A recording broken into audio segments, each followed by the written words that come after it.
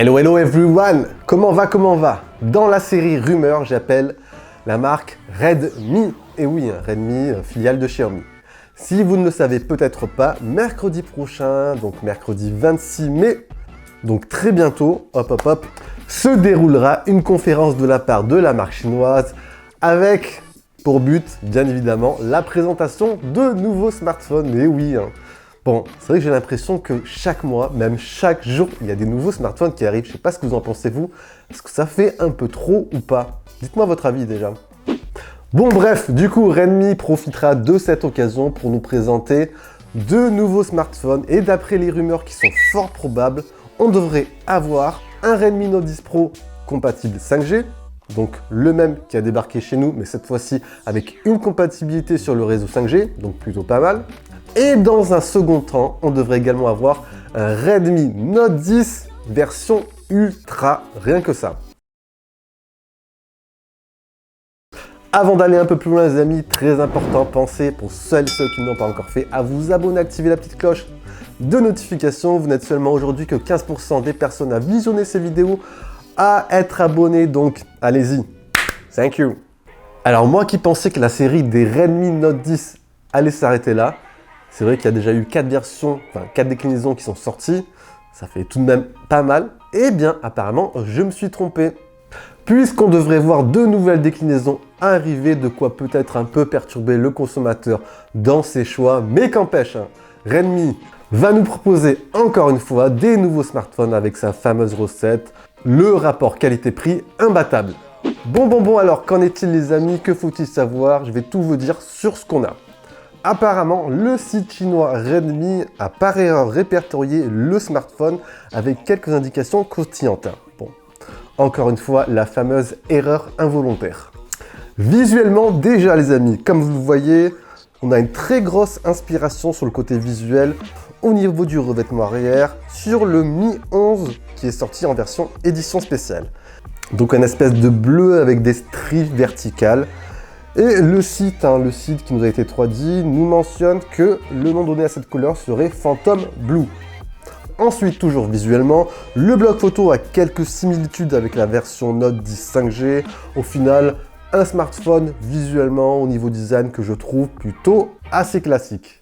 Le plus intéressant nous vient bien sûr du côté hardware. Déjà, sur la partie écran, on serait sur de la technologie AMOLED avec un format ici 6,53 pouces. On n'a par contre pas plus d'indications concernant la fréquence d'image, rapide ou pas, mais normalement on serait sur la même fréquence d'image que la version Pro, soit 120 Hz. L'évolution principale nous viendrait bien sûr des entrailles de la bête. Et apparemment, Redmi aurait choisi ici d'intégrer un socle de chez Mediatek. Et oui, peut-être un petit peu moins cher. Donc on serait apparemment sur un Dimensity 1100. À titre comparatif, en termes de performance GPU, on serait sur une comparaison avec le processeur Snapdragon 870. Donc honnêtement, une belle bête qui répondra à tout type d'usage au quotidien. On a également des infos sur le débit du stockage, on serait sur de l'UFS 3.1, donc aussi rapide que sur des smartphones vendus très chers, avec des versions 6 128 Go de stockage et 8 256 Go de stockage. Les caractéristiques de la batterie ont également fuité, et oui, presque quasiment tout on pourrait dire. On aurait une capacité de 5000 mAh, accompagnée d'une recharge rapide 33 watts, donc les mêmes caractéristiques que la version Pro. La seule grosse absence d'information, elle nous vient de la partie photo. Et oui, rien à filtrer sur celle-ci. Mais si on reste sur les informations que l'on a déjà, on aurait probablement la même configuration que sur la version Pro, voire légèrement plus poussée. Et pour finir, l'un des points les plus intéressants aussi nous vient comme d'habitude du prix. J'ai noté tout ça, accrochez-vous, il serait lancé, si on convertit le prix, autour des 280 $, soit 230 €. Bien évidemment, ce sont les prix pour les versions chinoises. Si ce smartphone devrait arriver chez nous avec les taxes et compagnie, on aurait à peu près une tranche autour des 350 €, voire un peu plus. Alors qu'en dites-vous les amis de ce smartphone? Est-ce qu'il pourrait vous intéresser? Est-ce qu'à ce prix-là, c'est clairement un flagship type Poco F3? Dites-moi votre avis. Par ailleurs, autre question, Pensez-vous que Xiaomi en fait peut-être un peu trop? Est-ce que ces déclinaisons du Redmi Note 10 Pro sont vraiment utiles pour le marché? C'est vraiment une question à se poser et sur ça, j'aimerais bien avoir votre avis.